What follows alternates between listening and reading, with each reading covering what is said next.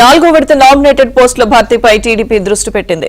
MLC ఎన్నికల code ముగిసిన వెంటనే జాబితా విడుదలకు రంగం సిద్ధం చేస్తోంది. కాగా ఈసారైనా తమకు పదవి వస్తుందని ఆశావాహులు ఎదురు చూస్తున్నారు. మరి నాలుగో విడత జాబితాలో ఎవరికి ఛాన్స్ లభిస్తుంది?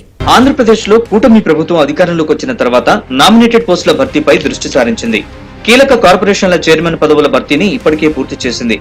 మొత్తం 82 కార్పొరేషన్లకు చైర్మన్ పదవుల్ని భర్తీ చేసింది.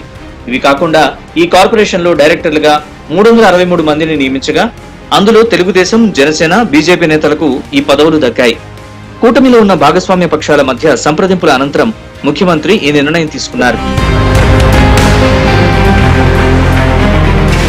కోటా ప్రకారం ప్రతి జాబితాలో కూడా మిత్రపక్షాలైన జనసేన, బీజేపీ నేతలతో సంప్రదింపులు జరుపుతున్నారు చంద్రబాబు. అనంతరం పార్టీలిచ్చే పేర్లకు పదవులు ఇస్తున్నారు.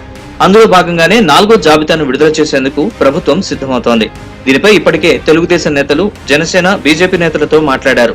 వాళ్లు జాబితా ఇచ్చిన వెంటనే వచ్చే నెల 8 తర్వాత జాబితాను ప్రకటించే అవకాశం ఉంది.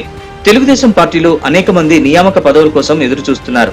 మే నెలలోపు నియామక పదవులన్నింటినీ భర్తీ చేస్తామని సీఎం చంద్రబాబు